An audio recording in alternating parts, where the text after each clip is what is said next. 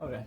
Hello everybody, this is the lecture 5 of ray optics in which we will talk about refraction and refractivity. So let's begin without any further delay. Let's see it. So the definition is all about कि that it is a phenomenon, ये एक घटना है जिसमें क्या होता है कि डायरेक्शन ऑफ प्रोपेगेशन लाइट का चेंज हो जाता है बाउंड्री पे जब ये एक मीडियम से दूसरे मीडियम में एंटर करता है।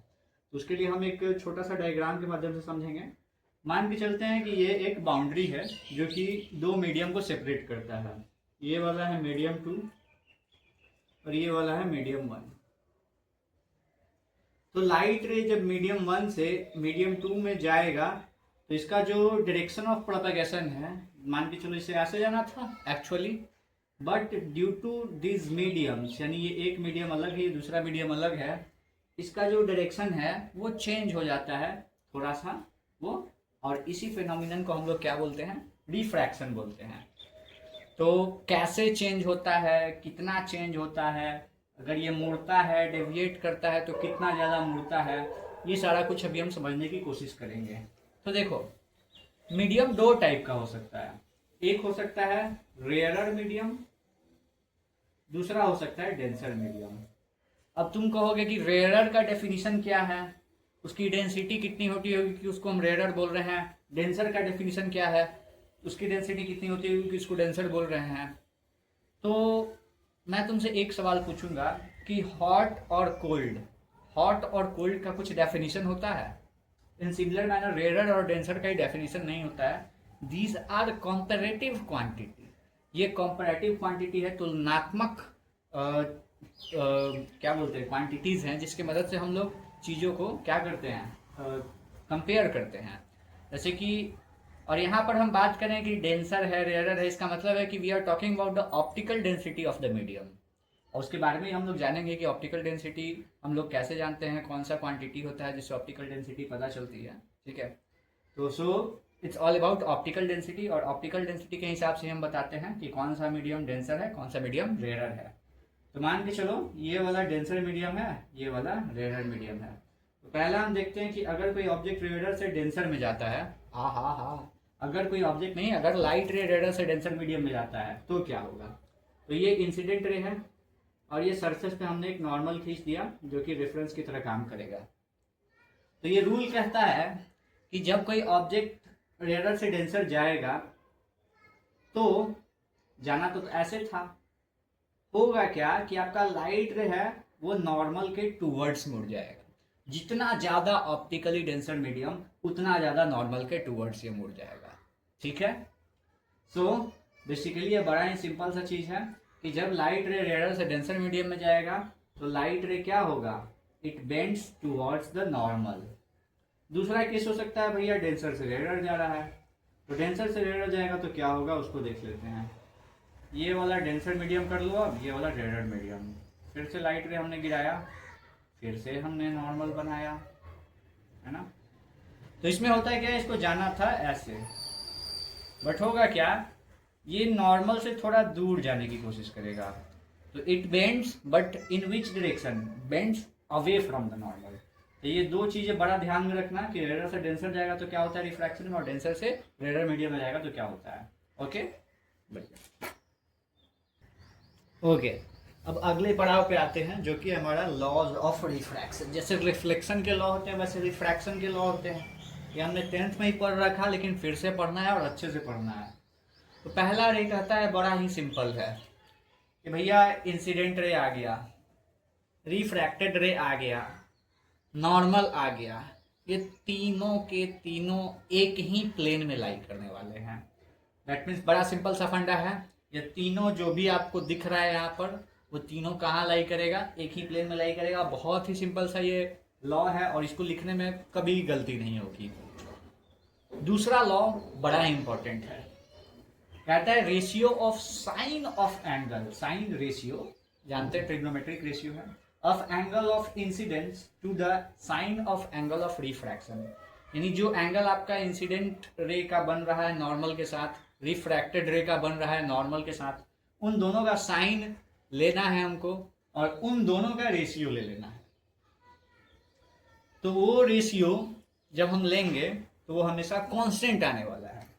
यानी जब आप साइन ऑफ एंगल आई लोगे तो आएगा sine I, sine of angle R लोगे तो आएगा साइन आर, और क्या रहा है, इन्हीं दोनों का रेशियो क्या होने वाला है, कांस्टेंट होने वाला है। ला भाई बड़ा आसान चीज है। अब इस कांस्टेंट को क्या नाम दूं, है तो कुछ ना कुछ होगा ही। और देख रहे हो इस कांस्टेंट की कितनी ज्यादा महत्व है यहाँ पर। दैट मीन्स ये आपको बताएगा कि एंगल ऑफ इंसिडेंस और एंगल ऑफ रिफ्रैक्शन किस रेशियो में होने वाले हैं बेसिकली। ये कांस्टेंट बड़ा ही महत्वपूर्ण चीज है ना। इस कांस्टेंट को यारा गहरा थुखारा नहीं समझने का। ओके, तो इस कांस्टेंट को हम लोग बोलते हैं, बहुत ही खास नाम से जानते हैं, इसका नाम है रिफ्रैक्टिव इंडेक्स। इसका नाम क्या है, रिफ्रैक्टिव इंडेक्स। इसी कांस्टेंट के बारे में हम लोग अच्छे से जानेंगे कि रिफ्रैक्टिव इंडेक्स होता क्या है। तो आइए देखते हैं कि व्हाट इज रिफ्रैक्टिव इंडेक्स। तो भैया रिफ्रैक्टिव इंडेक्स बन के तैयार है। तो मैंने लिखा रिफ्रैक्टिव इंडेक्स। रिफ्रैक्टिव इंडेक्स का मतलब क्या हुआ, ये रेशियो है स्पीड ऑफ लाइट का, जो कि वैक्यूम में हम लोग लेते हैं, to the speed of light in a medium. Speed of light in vacuum को हम लोग सी से डिनोट करते हैं, और मीडियम वाले को वी से डिनोट कर लो या वीएम, जो मन करे सो कर लो। तो इन दोनों का रेशियो ही क्या हो जाता है, एक कांस्टेंट क्वांटिटी हो जाता है, that is your refractive index. तो मैंने इसके पहले एबीएस क्यों लगा दिया। एबीएस मैंने इसलिए लगाया क्योंकि ये डेफिनेशन है एब्सोल्यूट रिफ्रैक्टिव इंडेक्स का। एब्सोल्यूट का मतलब क्या होता है, ये खास मीडियम के लिए डिफाइन होता है, जिससे पता चलता है कि हाँ किसी मीडियम का रिफ्रैक्टिव इंडेक्स कितना है। अब कहोगे सर रिफ्रैक्टिव इंडेक्स का काम क्या है, तो मैंने बताया था ऑप्टिकल डेंसिटी के बारे में। देखते हो, मान के चलो तुमको एकदम क्राउडेड जगह मिलेगा, वहां पर तुम धीरे धीरे जाओगे कि तेजी से जाओगे, जाहिर सी बात है धीरे धीरे जा पाओगे, जगह ही नहीं मिलेगा जाने का। और वही एकदम फरहर जगह मिलेगा, पूरा खाली खाली मिलेगा, वहां सर आग से निकल सकते हो, है कि नहीं। सेम इसी तरीका का यहाँ पर डेंसिटी होता है, बट वो ऑप्टिकल डेंसिटी होता है, लाइट के हिसाब से होता है। लाइट के हिसाब से कोई ऑप्टिकली डेंसर मीडियम है, इसका मतलब लाइट वहां सुकुर सुकुर धीरे धीरे जाएगा। और लाइट के हिसाब से कोई ऑप्टिकली रेयरर मीडियम है, वहां पर लाइट फ्राक से निकल जाएगा, है ना। तो वो बताता है आपको रिफ्रैक्टिव इंडेक्स। रिफ्रैक्टिव इंडेक्स जितना ज्यादा होगा उतना ज्यादा आपका ऑप्टिकली डेंसर मीडियम होगा, वहां पर लाइट की स्पीड उतनी ज्यादा कम होगी। और जितना कम रिफ्रैक्टिव इंडेक्स होगा उतना ज्यादा वो ऑप्टिकली रेयर मीडियम होने वाला है, और वहां लाइट की स्पीड उतनी ज्यादा होगी। फाइन, तो चलो देखते हैं एब्सोल्यूट रिफ्रैक्टिव इंडेक्स। अब देखो इसको डिनोट किस चीज से करते हैं, तो इट इज डिनोटेड बाई, कहीं कहीं एन से डिनोट कर देता है, हम लेकिन म्यू से डिनोट करते हैं, म्याओ, ठीक है, सॉरी ये म्यू है, it's a Greek alphabet, we know that, ठीक है। ओके, तो it is denoted by mu. अब देखो, अब म्यू को हम लोग मैथमेटिकली क्या लिख सकते हैं, हमने लिख दिया है speed of light in vacuum to the speed of light in a medium.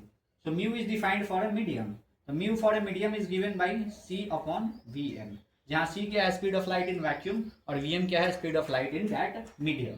बढ़िया, तो चलो कुछ एग्जांपल देख लेते हैं, बड़ा फेमस एग्जांपल। जैसे एयर की बात करें, म्यू ऑफ एयर ये अप्रोक्सीमेटली 1 के बराबर होता है। 1 के बराबर होने का मतलब एयर में स्पीड ऑफ लाइट वैक्यूम के आसपास होती है, ठीक है। अब म्यू ऑफ ग्लास देख लो, बड़ा इंपॉर्टेंट होता है, 1.5 अप्रोक्सीमेटली चलता है। उसके बाद फिर म्यू ऑफ वाटर चलता है, बड़ा फेमस है, 1.33। म्यू ऑफ डायमंड ये होता है 2.42, ठीक है। तो these are very some important refractive indices and you do not need to remember these because in most of the cases these values are given in the question, so you don't need to remember it, but बनाते बनाते यार याद तो हो ही जाना है, तो क्या दिक्कत है भाई, चलो कोई बात नहीं, ठीक है। फिर एक टर्म आता है और बड़ा ही इंपॉर्टेंट, उसको बोलते हैं हम लोग रिलेटिव रिफ्रैक्टिव इंडेक्स, ठीक है। मतलब फूफा का, ताऊ का, चाचा का, नाना का, दादा का रिफ्रैक्टिव इंडेक्स, ठीक है। चलो देखते हैं, तुम बताओगे फूफा, किसके फूफा, मेरे फूफा, तुम्हारे फूफा, फलनवा के फूफा, है ना। तो तुम एक रिलेशन जरूर लगाते हो, तब तुम अपने रिलेटिव के बारे में बताते हो। इन सिमिलर मैनर अगर तुमको रिफ्रैक्टिव इंडेक्स किसी के रेस्पेक्ट में बतानी हो, तो ऐसे टाइप के रिफ्रैक्टिव इंडेक्स को हम लोग क्या बोलते हैं, रिलेटिव रिफ्रैक्टिव इंडेक्स। लाइक मैंने कह दिया refractive index of water with respect to air. लो भाई, तो क्या करोगे, सिंपल सा खेल है, mu of water divided by mu of air. अब हम कहते हैं इसी को उल्टा करते हैं, of air with respect to water, उल्टा कर दो, क्या है, air with respect to water. Very simple, ये बड़ा ही सिंपल सा फंडा है, समझ में आ रहा है, बहुत बढ़िया। आगे बढ़ते हैं मिटा के इसको। अब भाई रिफ्रैक्टिव इंडेक्स के बड़े कारनामे हैं, इतना छोटा छोटा चीज नहीं है कि बस उतना जान लिए काम हो गया। तुमने देख रखा था ना, एक लॉ था हमारा रिफ्रैक्शन का, sine A upon sine R, और ये कांस्टेंट के बराबर आता था, और उस कांस्टेंट को मैंने क्या बोला था, रिफ्रैक्टिव इंडेक्स। अब दिख रहा है ना। तो यहाँ पर जब तुम रिफ्रैक्शन देखते हो तो एक मीडियम से दूसरे मीडियम में लाइट रे जाती है, और ये लाइट रे जो बेंड करती है ये डिपेंड करता है कि कौन, ये रेयरर टू डेंसर जा रही है या डेंसर टू रेयरर जा रही है, यानी it depends on the propagation, कि किस वे में प्रोपेगेशन होता है। जैसे कि यहाँ मैं मान के चलता हूँ रेयर टू डेंसर जा रहा है, यार बच्चे कोई बात नहीं, ठीक है। तो ये रेयरर वाले की रिफ्रैक्टिव इंडेक्स में μ1 मान लेता हूँ, और डेंसर वाले की रिफ्रैक्टिव इंडेक्स में μ2 मान लेता हूँ, और ये प्रोपेगेशन रेयरर टू डेंसर है। तो आप किस तरह से अब लिखोगे sine A by sine R को, तो इस बात को बहुत ध्यान में रखना। देखो, तो जो सेकेंड वाला मीडियम रहेगा उसका रिफ्रैक्टिव इंडेक्स आप ऊपर रखोगे रेशियो में, डिवाइडेड बाई फर्स्ट वाले मीडियम का रिफ्रैक्टिव इंडेक्स। तो keep this thing always in your mind कि जब आप इस लॉ को लगाते हो, इस लॉ को हम लोग एक और नाम से जानते हैं, this famous law is known as Snell's law, ठीक है। ये स्नेल्स लॉ के नाम से आता है, ठीक है, घोंघा वाला लॉ नहीं है। स्नेल आदमी था, बहुत बड़ा आदमी था, उसी के द्वारा ही दिया गया लॉ है। तो sine A by sine R लिखते समय इस बात का जरूर ध्यान में रखना है कि आपको प्रोपेगेशन पे ध्यान देना है, जिस मीडियम से जिस मीडियम में जा रहा है उसको ध्यान में रखना है। लाइक μ1 टू μ2 जा रहा है तो आप μ2 को ऊपर लिखोगे, μ1 को नीचे लिखोगे। अगर इसको मल्टीप्लाई करके देखोगे तो वो क्या दिख रहा है, μ1 sine i equals to μ2 sine r. तो ये भैया ध्यान में रखना, बड़ा ही इंपॉर्टेंट चीज है। अब चलो, अब मैंने तुमसे पूछा कि refractive index of medium 2 with respect to medium 1, तुम क्या करोगे, इसको लिखने के लिए कुछ नोटेशन खोज के रखोगे ना। तो मैंने तुम्हारे लिए स्पेशली नोटेशन बनाया है, जिसका रिफ्रैक्टिव इंडेक्स लिख रहे हो उसको पहले लिखो, जिसके रिस्पेक्ट में लिख रहे हो उसको बाद में लिखो। और ये बड़ा ही मतलब तुम्हारे लिए अच्छा और कन्वीनियंट नोटेशन हो सकता है, क्योंकि तुमने इस टाइप के नोटेशन बहुत बार यूज़ किए होंगे, चाहे वो वेलोसिटी की ही बात क्यों ना हो। रिलेटिव वेलोसिटी सबने 11th में पढ़ रखा है ना, तो वहाँ पर भी ऐसा ही टाइप का नोटेशन यूज करते थे। In similar manner we will use the same type of notation, same sort of notation almost everywhere in physics, and it makes us it very very very very convenient. पागल होते जा रहा हूँ, ठीक है। तो μ2 को हम क्या लिखेंगे, मैंने बताया था कि रिलेटिव रिफ्रैक्टिव इंडेक्स लिखते समय दूसरे वाले को ऊपर लिखते हैं, पहले वाले को नीचे लिखते हैं, फाइन। तो वही बात हो गई, μ2 लिखोगे तो μ2 अपॉन μ1, बढ़िया, काम खत्म। ऐसे काम नहीं खत्म होगा। अब मान के चलो तुमको वेलोसिटी दे दिया और कहेगा रिफ्रैक्टिव इंडेक्स कैलकुलेट कर दो, तो तुमको पता है एब्सोल्यूट रिफ्रैक्टिव इंडेक्स में क्या होता था, म्यू बराबर CV। तो अगर μ1 है तो C/V1, तो ये μ2 है तो इसको क्या लिखोगे, C/V2, μn है तो क्या लिखोगे, C/V1। अब क्या होगा, ये पलट के ऊपर जाएगा, डिवाइड में है तो ये पूरा बात क्या आ जाएगा, V1/V2, यानी आप μ21 को क्या लिख सकते हो, μ2 अपॉन μ1 या फिर V1/V2। तो ये बात बाबू ध्यान में रखना, काहे कि लग तो रहा है बहुत छोटा बबुआ वाला बात है, क्योंकि मैं बबुआ की तरह समझा रहा हूँ और आपको मुश्किल से मुश्किल चीज़ भी बहुत आसानी से समझ में आ रहा होगा। लेकिन अगर वही आप नहीं पढ़ोगे तो अरे बाबा ये कोची दे दिया, क्या छोड़ो। अब आगे देखते हैं, थोड़ा सा बार बार बोर्ड मिटाने का एक अलग ही कष्ट है। अब थोड़े और इम्पॉर्टेंट बात समझ लो अपने रिफ्रैक्टिव इंडेक्स से संबंधित। चलो देखते हैं। देखो भाई, तुमने पढ़ रखा होगा शायद, कि अगर नहीं पढ़ रखा होगा तो जान लो कि हम लोग C = F लैम्डा लिखते हैं, जहाँ पर F फ्रीक्वेंसी है, लैम्डा वेवलेंथ है, और C यहाँ पर speed of light in vacuum है। In similar manner speed of light in a medium भी हम लोग लिख सकते हैं। बेसिकली ये वेव स्पीड है, इसको ही हम लोग F × लैम्डा लिख सकते हैं, है कि नहीं। तो बाबू ये बात ध्यान में रखना, एक मिनट यार, कि ये जो लेमडा आपको दिख रहा है ना, ये जो लेमडा दिख रहा है ये मीडियम पे डिपेंड करता है। ये क्या चीज पे डिपेंड करता है, मीडियम पे डिपेंड करता है।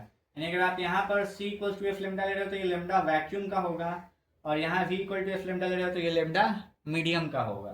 ठीक है, यानी lambda depends on medium, but frequency दोनों के लिए सेम रहने वाला है। तो फ्रीक्वेंसी जो होता है ना, ये बाबू चेंज नहीं होता है, ये चेंज नो चेंज, यानी रिफ्रैक्शन जब होगा तो फ्रीक्वेंसी कभी चेंज नहीं होगा।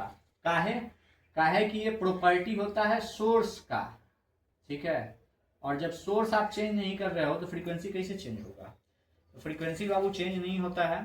ठीक है, तो फ्रीक्वेंसी आपका चेंज नहीं होने वाला है, फ्रीक्वेंसी दोनों के लिए सेम रहेगा। तो अब जब आप म्यू लिखते हो तो mu equal to C by V लिखते हो, तो उसमें सी लेमडा वैक्यूम है, और यहाँ एफ सॉरी क्या था भाई, एफ लेमडा वैक्यूम है, यहाँ एफ लेमडा क्या है भाई, ओ भाई क्या है, मीडियम। तो यहाँ एफ से एफ उड़ गया, एफ सेम रहने वाला है यहाँ, एफ कांस्टेंट, तो आप इसको लिख सकते हो lambda V upon lambda M. यानी आपका मीडियम का वेवलेंथ पे रिफ्रैक्टिव इंडेक्स का डिपेंडेंस है, यानी mu is inversely proportional to wavelength in that medium.